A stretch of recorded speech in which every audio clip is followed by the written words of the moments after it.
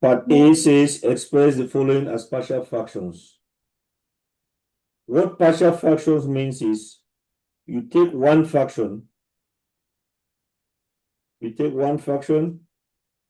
and split it into two. You can split with the fraction number 1 plus fraction number 2.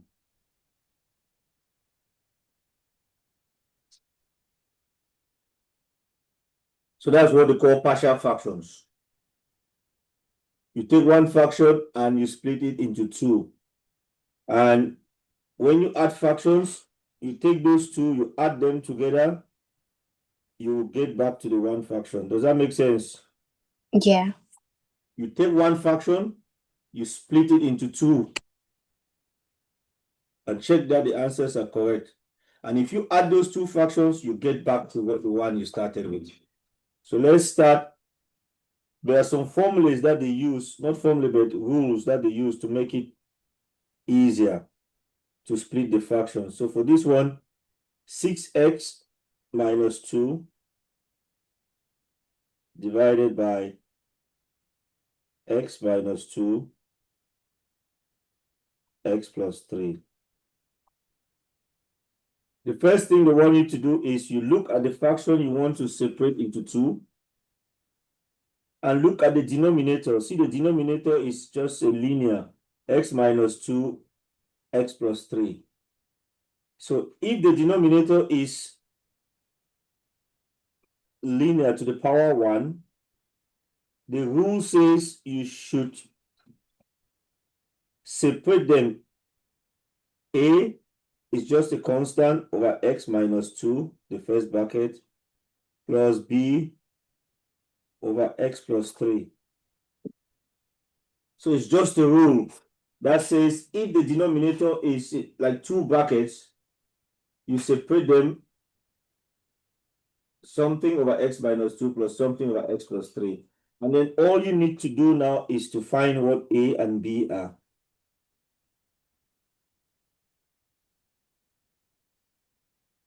And if there were three brackets, you have a over something plus b over something plus c over something. And your exam don't go more than 3 brackets because it's too long to do. So we have two sides to this, the left side and the right side. We want to find values for a and b such that when you add the right-hand side, you'll get the same like the left. Now, how do we solve equation where there's left-hand side and right-hand side together? We start by multiplying by what is on the denominator on the left-hand side. That way, it will change from fractions to linear. So we will multiply all of them by x minus 2, x plus 3. What I will do is I'll put it next to each of them. So if I take x minus 2, x plus 3, I multiply it on the left-hand side.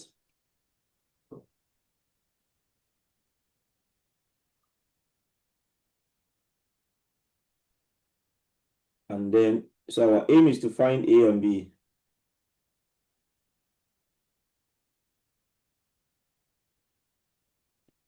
I'm just creating space so that when I write it, when I put it, there'll be space there.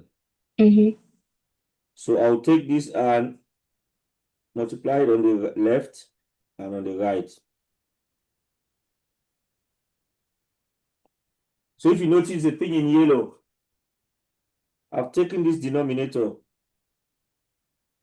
I multiply it on the left, multiply it on the first one on the right, multiply the first one on the right, second on the right. The reason is because when you multiply it, the denominator will cancel. This one, x minus 2 will disappear with x minus 2. X plus 3 will disappear, x plus 3. So what are you left with on the left? 6x minus 2. Perfect. And that should be equals to a times For this one, x minus 2 cancel that x minus 2.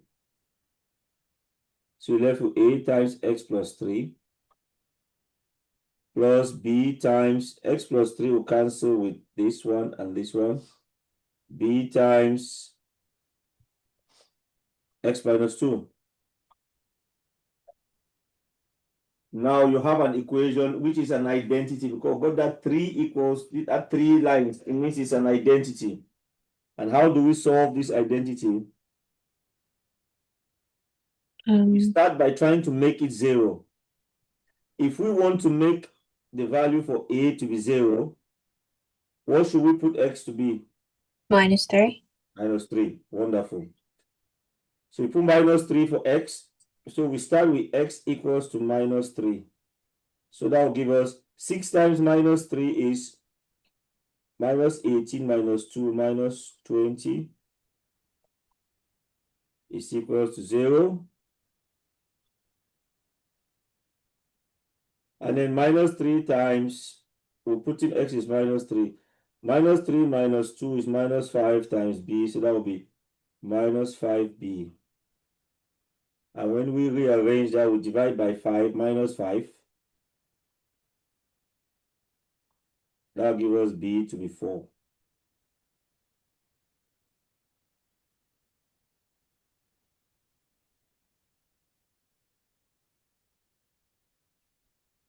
And then we want to make the other one to be 0. So we can put x to be equals to 2. It will make that b part to be 0. So 6 times 2 is 12. 12 minus 2 is 10. That should be equals to, put 2 there, x is 2, 2 plus 3 is 5, 5 times 2 is 10.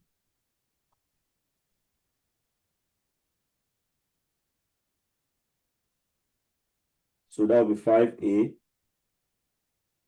plus 0. So that means a is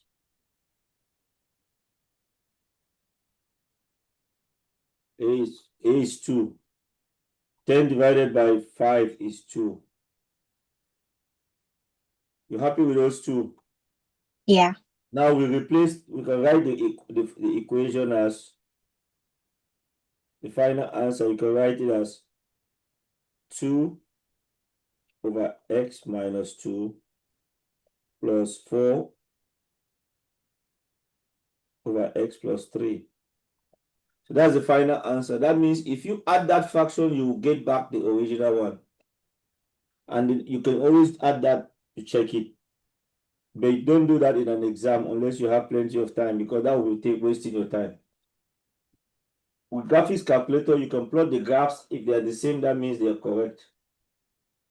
But sometimes they are long, so you don't want to add them in exam. That could take 5 minutes of your time.